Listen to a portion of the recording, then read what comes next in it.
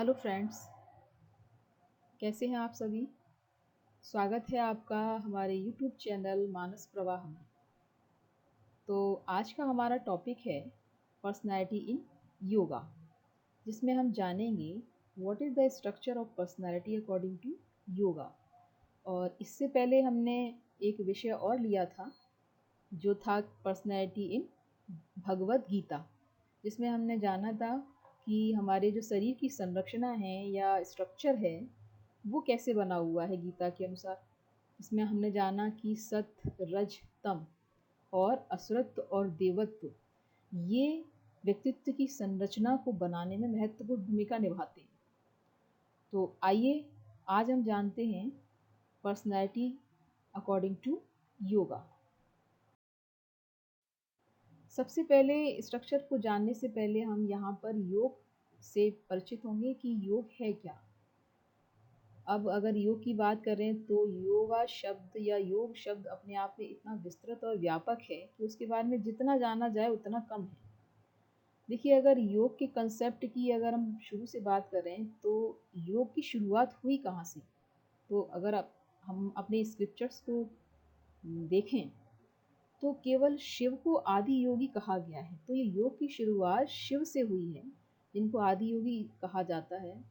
फिर वो ट्रांसफ़र होता चला गया ऋषि मुनियों के माध्यम से, जो आज हमें एक विद्या के रूप में मिला है, जिसमें महर्षि पतंजलि का नाम आता है, जो कि योग के प्रणेता कहे जाते हैं, जिन्होंने योग सूत्रों को हम सामान्य मानव जीवन के लिए उपलब्ध कराया, जिसकी वजह से आज हर कोई योग से परिचित है और योग को अपने जीवन का अंग भी बना रहा है। तो योग क्या है? It is a spiritual discipline. योग एक तरह का स्पिरिचुअल डिसिप्लिन है, एक आध्यात्मिक अनुशासन है। जो व्यक्ति इस डिसिप्लिन को अपनी लाइफ में इन्वॉल्व कर लेता है तो उसकी कितनी भी बड़ी से बड़ी समस्याएं हों वो आसानी से उनको सुलझा लेता है। उसे किसी गाइडेंस की ज़रूरत नहीं होती है, किसी गाइड की ज़रूरत नहीं होती है और किसी इंस्ट्रक्टर की भी कोई ज़रूरत नहीं होती है, because he will be a perfect in every situation. The word yoga is derived from the Sanskrit word use, signifying to join or to combine or to unite. योग शब्द की अगर बात करें तो योग शब्द का जो ओरिजिन हुआ है वो संस्कृत की युज धातु से हुआ है, जिसके अनेक अर्थ हैं। जुड़ना, जोड़ना, मिलना या मिलाना।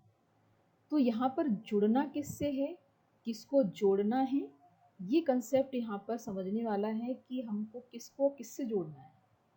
हमारे अंदर का जो कॉन्शियस है, जिसको in other word we can say atma, आत्मा हम कहते हैं, तो इस आत्मा से, आत्मा को परमात्मा से जोड़ने का नाम ही योग है। तो असलियत में योग यही है कि आप अपनी आत्मा को इतना प्योर कर लें कि वो परमात्मा से जुड़ जाए। और हमारी जितनी भी यौगिक प्रक्रियाएं होती हैं या यौगिक टेक्निक होती हैं या जितने भी आसन और प्राणायाम की टेक्निक्स होती हैं, उनका जो पर्पज़ है वो हमारी बॉडी को और हमारे कॉन्शियस को या आत्मा को प्यूरिफाई करना है, जिससे उस कॉन्शियस को, उस आत्मा को हम परमात्मा से जोड़ने के लायक बना दें। लेकिन अगर वर्तमान में हम देखेंगे तो योग का उद्देश्य केवल और केवल हम बहुत छोटे स्तर पर जानते हैं। केवल फिज़िकल फिटनेस के लिए हम योगा शब्द का यूज़ करते हैं या योगा को अपनाते हैं, लेकिन फिज़िकल फिटनेस से ही नहीं, बल्कि फिज़िकल फिटनेस से भी ज़्यादा इसकी इम्पोर्टेंस है, जिसको हम आगे जानेंगे। It is based on an extremely subtle science that concentrate on bringing harmony between mind and body. अब देखिए, यहाँ पर ये बहुत ही सूक्ष्म विज्ञान है।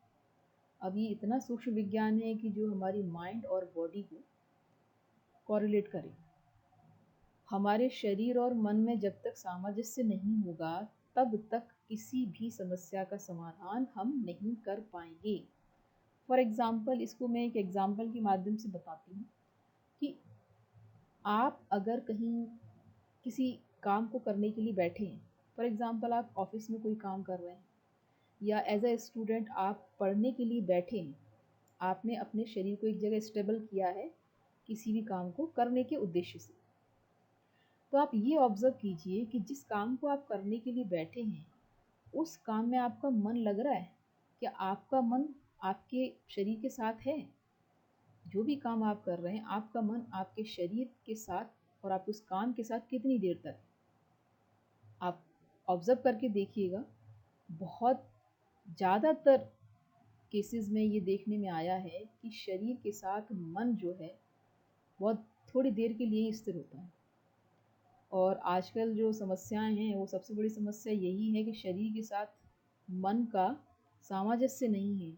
इसलिए मानसिक रोगों की समस्याएं दिन प्रतिदिन बढ़ती चली जा रही हैं। जहाँ हमारा शरीर है और उस शरीर से जो हम काम कर रहे हैं, यदि हमारा मन भी वहीं पर उपस्थित है, फोकस्ड कर रहे हैं, तो हमारे जीवन के जो भी कार्य हैं वो बिना किसी बाधा के अपने आप पूरे होते चले जाते हैं, और जिससे किसी तरह की कोई भी समस्या उत्पन्न हो ही नहीं पाती।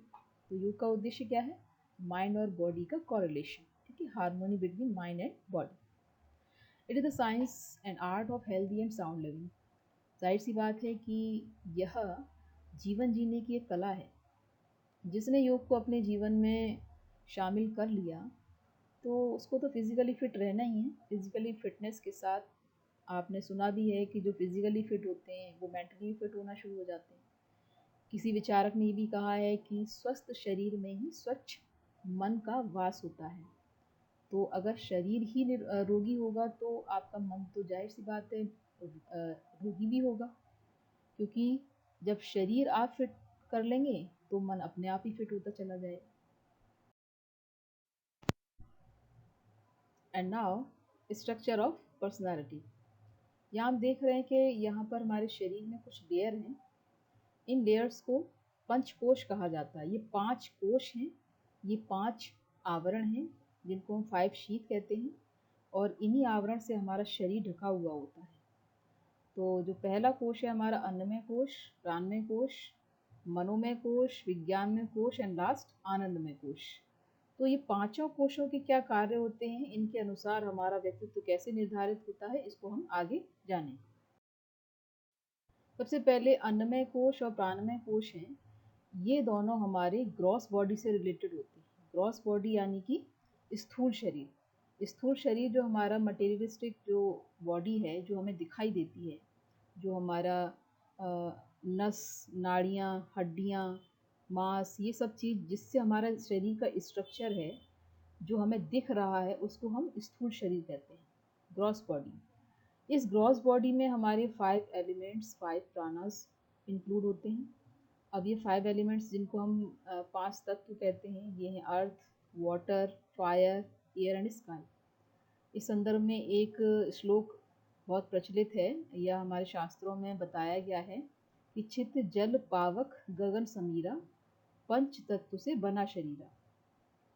तो इन 5 तत्वों से हमारा शरीर बना है, जिसमें देखें तो पृथ्वी तत्व सबसे पहले है। तो पृथ्वी तत्व जो है हमारे शरीर में कहाँ पर है? जो स्थूल शरीर हमें दिख रहा है, हड्डी, मांस, मज्जा, रक्त, जिससे हमारे शरीर की संरचना बनी है, वो पृथ्वी तत्व है। आपने देखा होगा कुछ व्यक्ति मोटे होते हैं, कुछ पतले होते हैं। तो क्यों?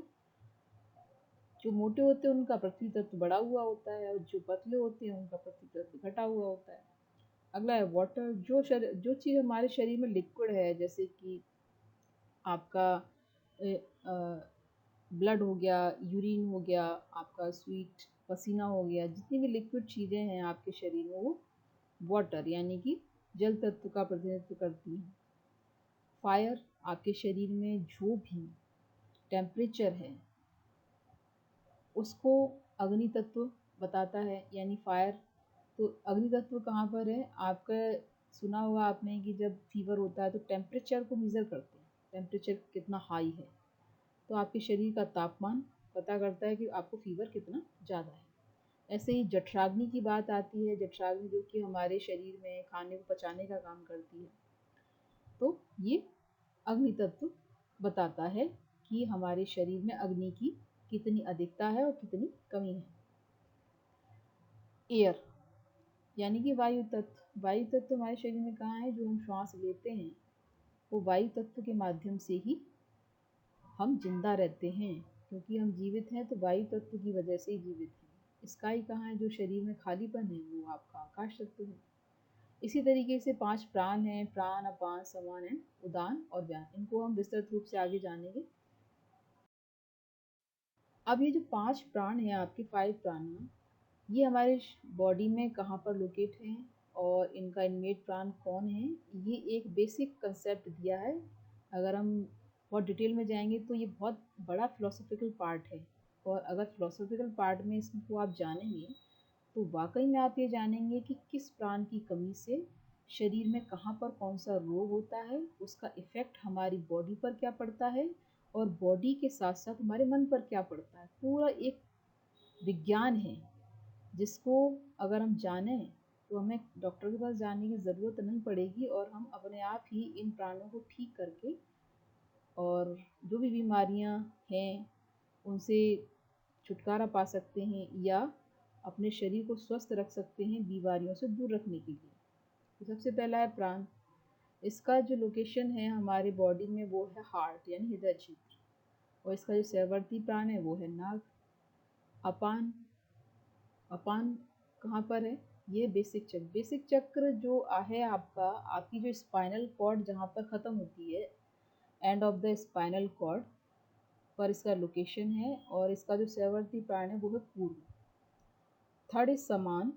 समान प्राण आपका नेवल यानी आपका जो नाभि है, नाभि पर समान प्राण स्थित होता है, जिसमें इसका सहवर्ती है प्रकल। उदान प्राण है आपके थ्रॉट में, यानी कि आपका जो थ्रॉट एरिया है वहाँ पर उदान होता है, और इसका जो इनमेट प्राण है देवदत्त। एंड लास्ट इज व्यान। व्यान का स्थान है आपका जो मस्तिष्क है, आपका जो हेड है, ब्रेन, वो है, और इसका जो सहवर्ती है वो है धनंजय। अब अगला आता है हमारा मनोमय कोश और विज्ञानमय कोश। मनोमय कोश और विज्ञानमय कोश से रिलेटेड है वाइटल बॉडी। तो हमारा जो स्थूल शरीर के बाद आता है सूक्ष्म शरीर, तो सूक्ष्म शरीर कोरिलेट करता है मनोमय कोश से और विज्ञानमय कोश से। अब ये दोनों कोश जो है we can see both are conscious and subconscious. तो ये कॉन्शियस भी होते हैं और सबकॉन्शियस भी होते हैं, जिनको हम आगे जानेंगे। एंड लास्ट 5 आनंदमय कोश, ये रिलेट करता है कैजुअल बॉडी से, और it is not only the sheath of jiva, in fact it's essence of jiva. आनंदमय कोश वो कोश होता है जहाँ पर आत्मा और परमात्मा का जो जुड़ने का कंसेप्ट हमने बात की थी, वहाँ पर बहुत चांसेस हो जाते हैं कि आत्मा परमात्मा का ज्वाइंट हो, क्योंकि इस स्थिति में व्यक्ति आनंद की अनुभूति करता है और आनंद की स्थिति में होता है, और उनके चारों कोशों से ऊपर इस कोश को रखा गया है, और यहाँ पर वो बिल्कुल मुक्त की अवस्था में होता है, जिसमें कहा गया है ना एसेंस ऑफ जीव। यहाँ पर पूरा सार है, जो हमारी आत्मा का जो सार है वो इस कोश में विद्यमान होता है। अब जानेंगे हम अन्नमय कोश के बारे में। It is the first outer sheath is called Annamaya kosha. ये हमारे शरीर का पहला आवरण होता है जिसको हम अन्नमय कोश कहते हैं। It comprises of gross body called स्थूल शरीर। तो ये हमारी ग्रॉस बॉडी है। एक तरीके से जो अन्नमय कोश होता है ग्रॉस बॉडी से रिलेटेड होता है, जिसमें 10 सेंसेस होती हैं, विच है 5 कर्मेंद्रिय and 5 ज्ञानेंद्रिय। ज्ञानेंद्रिय known as 5 sense organs. Gross body is created from and it is nourished by food. जो हमारी ग्रॉस बॉडी है या स्थूल शरीर है, ये किससे बनता है? ये फूड यानी कि अन्न। अन्नमय कोश यानी अन्नमय में अन्न का मतलब है अन्न यानी कि ग्रेन, अनाज, जिससे हम फूड के माध्यम से लेते हैं और जिससे हमारे शरीर का पोषण होता है। जो शरीर का हमारा पोषण हो रहा है तो यही पोषण अन्नमय कोश को भी पोषण दे रहा है। दिस कोश maintain by grain and 1/4 part of food form the structure and tendencies of mind. तो इसका मेंटेनेंस कैसे होता है? जो ग्रेन, अनाज, अन्न या फिर अन्न जो हम जो खाते हैं उसी से इसका पोषण भी होता है, और जिसका 1/4 पार्ट जो है वो हमारे माइंड के स्ट्रक्चर को बनाता है। हमारी क्या टेंडेंसीज हैं, हमारा मन है, उसका निर्माण इसी से होता है। तो आपने सुना होगा कि व्यक्ति जैसा खाएगा अन्न वैसा बनेगा मन। तो ये डिपेंड करता है कि आप जो फूड ले रहे हैं वो किस स्ट्रक्चर का है। जैसे कि आपने देखा होगा कि वेजिटेरियन और नॉन वेजिटेरियन, और दोनों के जो माइंड बनता है या दोनों की जो टेंडेंसीज हैं डिफरेंट होती हैं। मांसाहारी का अलग होगा और शाकाहारी का अलग होगा। तो ये डिपेंड करता है कि आप अपने अन्न में क्या ले रहे हैं, और उसी अन्न के अकॉर्डिंग आपका मन का निर्माण होता है। This kosha is the formation of the other two bodies, namely sukshma sharira subtle body and कारण शरीर कॉजल बॉडी। तो इस कोश के द्वारा और दो जो बॉडी है हमारी, स्थूल और ये सूक्ष्म और कारण, इन दोनों का भी निर्माण होता है। और जो नेक्स्ट फोर्थ शीत हैं उनका भी निर्माण इसी कोश के माध्यम से होता है। नेक्स्ट है हमारा प्राणमय कोश। It is second sheath which literally mean vital air sheath. ये हमारी सेकेंड शीथ होती है। इट कंप्राइज 5 प्राण एंड 5 कर्मेंद्रिय। इसमें हमारे 5 प्राण और 5 कर्मेंद्रियां होती हैं। प्राण और air could be perceive by breath. इस प्राण को हम देख सकते हैं जब हम श्वास लेते हैं तो श्वास के साथ जो हमारी ब्रीदिंग होती है वही हमारा प्राण है, और यही प्राणमय कोश हमारा काम करता है। The sheath maintain harmony, balance and transferity in the body and mind. ये शीथ का काम क्या करती है? ये शीथ भी माइंड और बॉडी में बैलेंस बना के रखती है। After mastering this course, lack of air does not affect the being and the soul enter the higher level of sheath. Example मनोमय कोश। जब व्यक्ति इस प्राणमय कोश में मास्टर हो जाता है या इस पर कंट्रोल कर लेता है तो आपने देखा होगा कि बहुत से लोग बिना सांस लिए अपने आप को थोड़ी देर उसमें रख सकते हैं। कई लोगों को आपने देखा होगा, या जो योग करते हैं या कुछ साधनाएं करते हैं, जो इन विद्याओं में पारंगत हो जाते हैं, उनको आप देखिएगा कि वो बिना सांस लिए कई घंटों तक रह जाते हैं। क्यों रह सकते हैं? सांस को रोककर भी वो जिंदा कैसे रह सकते हैं? वो इसलिए क्योंकि उन्होंने अपने इस कोश को कंट्रोल में कर लिया है। इस कोश को कंट्रोल में करने पर और इस पर जब अधिकार हो जाता है तो व्यक्ति अपनी श्वास को कभी भी कहीं भी रोक सकता है और जीवित भी रह सकता है। अब नेक्स्ट है, इसमें हमारे 5 प्राण आते हैं। आपके जो प्राणमय कोश है उसके अंतर्गत हमारे 5 प्रकार के प्राण हैं, उनके बारे में जानेंगे। फर्स्ट है प्राण, लोकेटेड इन हार्ट। तो ये कहाँ पर लोकेट करता है? हमारे हार्ट एरिया पर। तो इसका काम क्या होता है? लाइफ गोइंग ऑन, हमारे जीवन को यही चलाता है। अगर ये नहीं तो हमारा जीवन खत्म। Nourishment of the brain, heart beat, blood circulation, functioning of the body. हमारे शरीर के जितने भी फंक्शन हैं, जो हमारी हार्ट बीट, ब्लड सर्कुलेशन, हमारे ब्रेन की एक्टिविटीज़, सभी इसी से चलती हैं। आपने देखा होगा एक बॉडी को डेड बॉडी कब कह दिया जाता है? जब उसके अंदर से प्राण निकल जाता है। अब चाहे उस प्राण को आप आत्मा कहें या कुछ और कहें या कॉन्शियस कहें। दार्शनिक पक्ष में और योग के अकॉर्डिंग उसको यहाँ पर प्राण कहा गया है। जब प्राण बॉडी से निकल जाता है तो उस बॉडी को डेड बॉडी डिक्लेयर कर दिया जाता है। दूसरा है अपान। अपान का काम क्या है?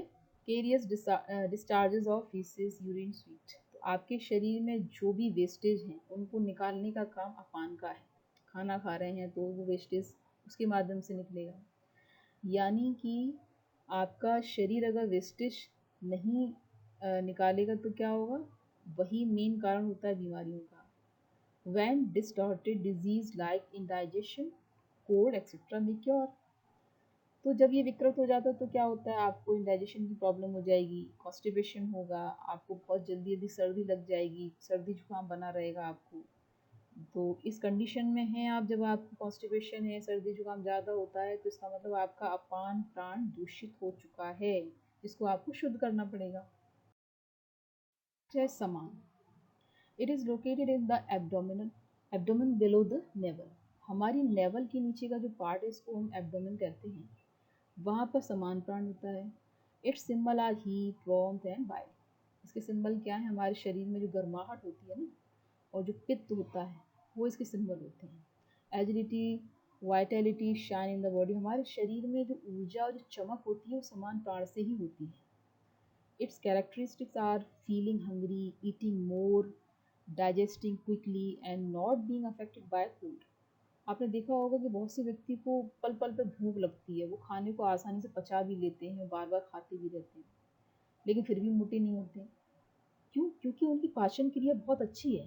वो कुछ भी खाते हैं उसको बहुत जल्दी पचा लेते हैं और उनको सर्दी इफेक्ट नहीं करती है, उनको कभी सर्दी नहीं होती है, उनको कभी जुकाम भी नहीं होगा। तो इससे क्या पता चलता, उन्होंने अपने सम्मान प्राण को कंट्रोल में कर रखा है, यानी कि जिसका पेट, जो मेन एरिया हमारा पेट है ना, हमारा स्टमक की जितनी भी प्रोसेसिंग होती है, उस प्रोसेसिंग को ठीक रखने का काम समान प्राण करता है।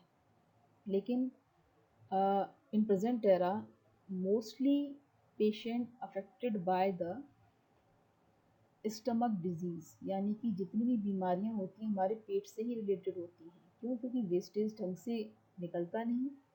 और उसका कारण क्या होता है? उसका कारण साइकोसोमेटिक डिसऑर्डर भी होते हैं और उसका कारण कुछ फिजिकल इंजरीज भी होती हैं। तो जिनका समान प्राण अच्छा होगा, उनका जो फिजिकल फिटनेस है वो ऑटोमेटिकली अच्छी होगी। नेक्स्ट है उदान।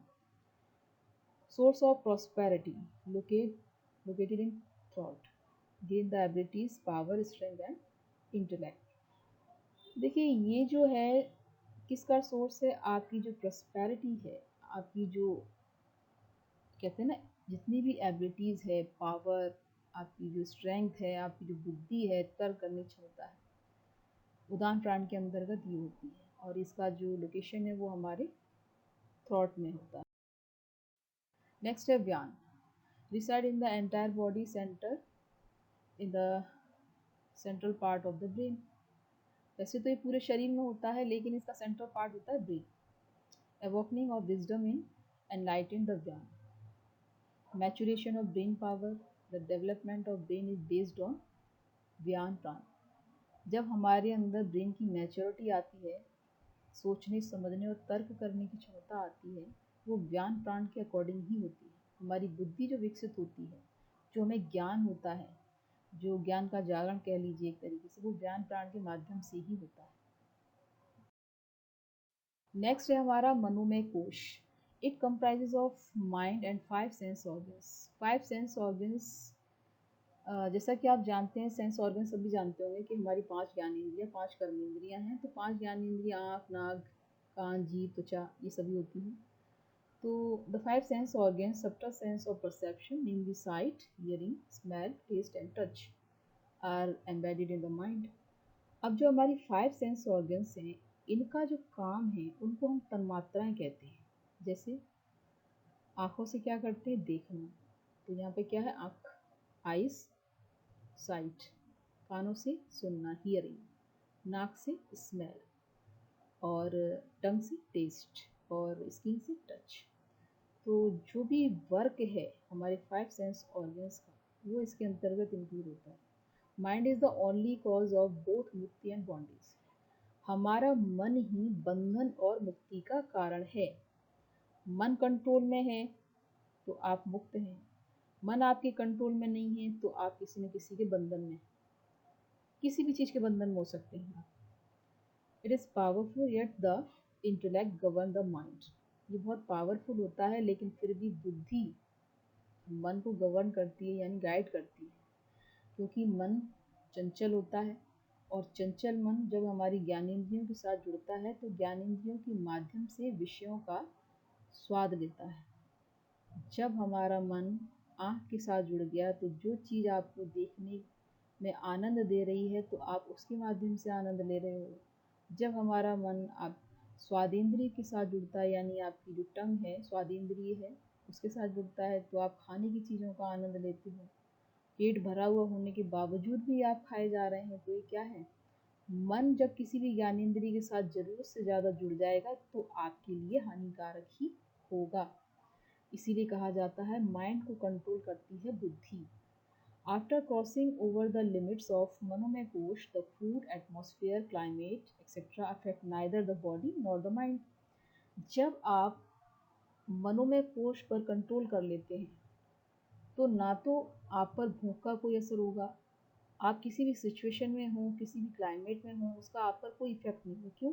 क्योंकि आपने अपने मन पर कंट्रोल कर लिया है। अब ये मन पर कंट्रोल, जैसा कि हमने गीता में पढ़ा था स्थित प्रज्ञ, तो स्थित प्रज्ञ वाला व्यक्ति ही अपने मनोमय कोश को साध लेता है, यानी मन पर कंट्रोल कर लेता। अब कैसी भी परिस्थिति आ जाए वो उसको विचलित नहीं कर सकती। भूख लगी हो तो भूख पर भी कंट्रोल कर लेता है। तो उसके मन और बुद्धि को ये सिचुएशन, कोई भी सिचुएशन डगमगाती नहीं है, यानी उसका माइंड भी कंट्रोल में रहता है और उसका बॉडी भी कंट्रोल में रहती है। नेक्स्ट है आपका विज्ञान में कोश। विज्ञान में कोश, विज्ञान का अर्थ होता है विशेष ज्ञान, यानी स्पेसिफिक नॉलेज।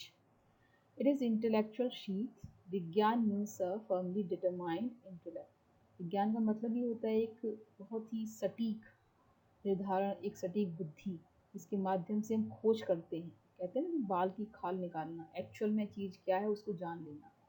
विज्ञान तर्क, तथ्य और प्रमाण के आधार पर ही चलता है। वो कई सुनी बातों पर विश्वास नहीं करता, और वही विज्ञान में कोश है। आप जब देखते हैं कि कोई चीज़ है तो क्यों है, उसके पीछे क्या कारण है, पूरी जानकारी रखना, कहने का मतलब है पूरा ज्ञान जान लेना ही विज्ञान में कोश है। दिस शीट इज सप्लर देन मनोमय कोश। ये मनोमय कोश से काफ़ी सूक्ष्म होता है।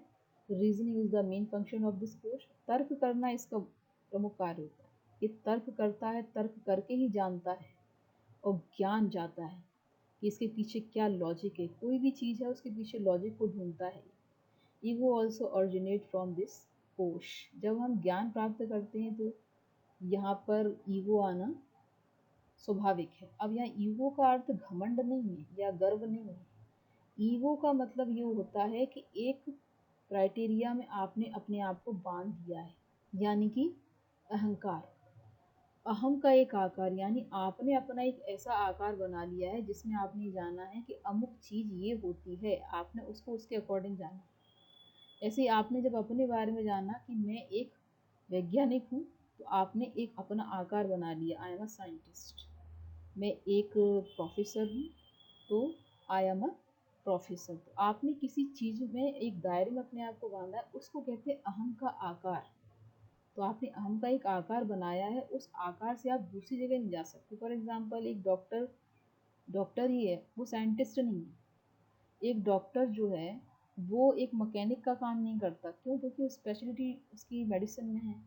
मैकेनिक की स्पेशलिटी मैकेनिक का जो कार्य होता है उसमें होती है, और एक इंजीनियर की स्पेशलिटी इंजीनियर का जो वर्क होता है उसमें होती है। तो उनका एक आकार बना हुआ है, यानी कि उनका जो पर्सनल सेल्फ है, तो सेल्फ का जो आकार होता है, अहम का जो आकार होता है, उसी को हम अहंकार कहते हैं। तो वो इस विज्ञान में कोश में ऑरिजिनेट होता है। The soul accumulating firm knowledge of ahankar. Metaphysical real is called vigyan में, और soul endowed with vigyan, same वही चीज़ है।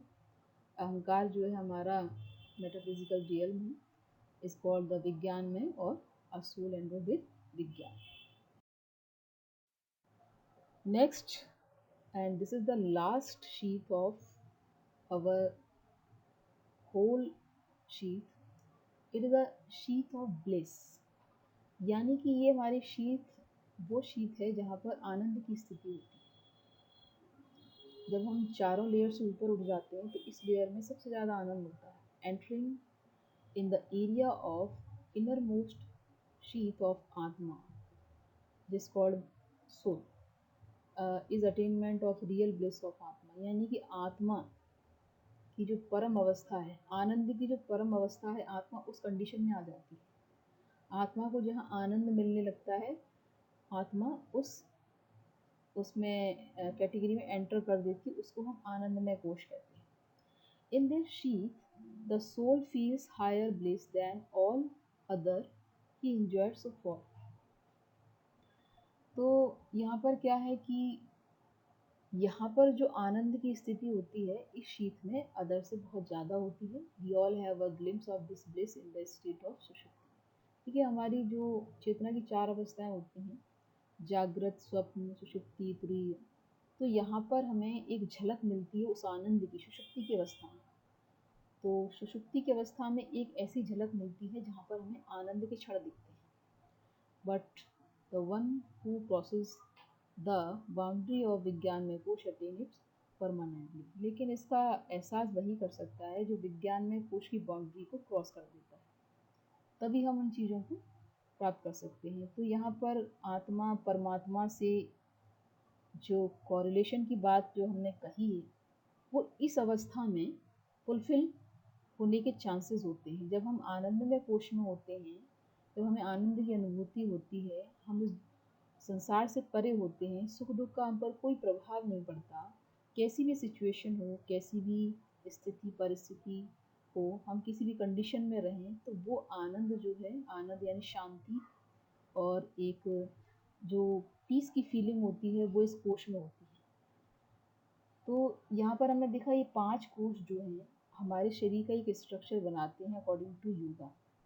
अब बात आती है कि फिलोसॉफिकल वे में स्ट्रक्चर और साइकोलॉजिकल वे में स्ट्रक्चर। तो फिर से मैं वही बात कहूँगी कि जैसा कि पिछली वीडियो में हमने बात कही थी कि अब्राहम मैस्लो जो कि एक मानवतावादी मनोवैज्ञानिक हैं, उन्होंने भी 5 मोटिवेशनल नीड की बात की है। तो 5 मोटिवेशनल नीड में आप देखिए यहाँ पर जो अन्नमय कोश है वो हमारी बेसिक नीड को पूरा करता है, जिसमें अब्राहम मैस्लो की जो फर्स्ट बेसिक नीड है, तो उसमें क्या है आपका जो हंगर थर्स्ट सेक्स, तो ये सब चीज़ें जब पूरी हो जाती हैं तब नेक्स्ट मोटिवेशनल नीड डेवलप होती है, जिसको हम सेफ्टी कहते हैं। जब सेफ्टी की नीड पूरी हो जाती है, उसके बाद स्नेह लव बिलोंगिंगनेस की जो नीड है वो हमारी ऑरिजिनेट हो जाती है। उसी तरीके से उसके बाद सेल्फ एस्टीम के बाद जो लास्ट स्टेज है सेल्फ एक्चुअलाइजेशन। तो ये सेल्फ एक्चुअलाइजेशन ही आनंदमय कोश की कंडीशन है। तो जो मनोवैज्ञानिक हैं वो भी इस बात को एग्री करते हैं कि व्यक्ति जब आनंदमय कोश में होता है वही उसका असली व्यक्तित्व की सबसे ऊंची अवस्था होती है। तो इस अवस्था में बहुत ही कम व्यक्ति पहुंच पाते हैं, और वर्तमान में देखें तो साइकोसोमेटिक डिसऑर्डर की भरमार है। व्यक्ति का मन बीमार है इसलिए उसका शरीर बीमार होता है, क्योंकि मन में आने वाले विचार हमारे शरीर पर प्रभाव डालते हैं। अगर नेगेटिव थॉट होगा तो नेगेटिव इफेक्ट पड़ेगा, और नेगेटिव इफेक्ट के बहुत सारे साइड इफ़ेक्ट ये होते हैं कि हमारे शरीर में कोई ना कोई बीमारी पनपना शुरू हो जाती है। पॉजिटिव थॉट होगा तो पॉजिटिव थॉट के इफेक्ट ये होते हैं कि आपकी बॉडी ग्रो करती है और आपकी जो नस नाड़ियाँ हैं वो अच्छी तरह काम करना करती रहती हैं, जिससे बॉडी में किसी तरह की कोई डिजीज़ ऑरिजिनेट नहीं हो पाती है। तो ये था हमारा पर्सनैलिटी अकॉर्डिंग टू योगा। तो आगे हम जानेंगे, ये हमने दार्शनिक पक्ष को लिया है गीता के अनुसार और योग के अनुसार। आगे हम मनोवैज्ञानिक पक्ष के आधार पर बात करेंगे कि मनोविज्ञान के अनुसार हमारा व्यक्तित्व क्या है और व्यक्तित्व की संरचना क्या है। तो फ्रेंड्स, आपको हमारा ये वीडियो कैसा लगा? ये दार्शनिक पक्ष और ये फिलोसॉफिकल वे में जो हमने योग की बात की, ये कैसी लगी? इस पर कमेंट कीजिए और चैनल को सब्सक्राइब कीजिए, ज़्यादा से ज़्यादा लाइक कीजिए, ताकि इस विषय पर और भी वीडियो बनाए जा सकें और इससे एक मोटिवेशन मिलता है। क्योंकि ये जो ज्ञान है, जो हमारे स्क्रिप्चर का ज्ञान है, आज के समय में बहुत लोगों की इसकी आवश्यकता है, क्योंकि मेंटली डिस्टर्बेंस बहुत ज़्यादा बढ़ रहा है। क्योंकि हमारे समाज में इतनी जो आफ्टर कोविड जो सिचुएशन बनी है, ज़्यादातर लोग मेंटली फिट नहीं हैं। स्ट्रेस, एंजाइटी, डिप्रेशन ज़्यादातर ये कॉमन समस्याएं बनी हुई हैं लोगों की। तो इस वजह से हमने इन चीज़ों को लिया है कि कहीं ना कहीं व्यक्ति अगर अपने आप को जान जाए तो उसे किसी बीमारी या किसी डॉक्टर के पास जाने की ज़रूरत नहीं है, और अपनी बीमारी को खुद ही क्योर कर सकता है।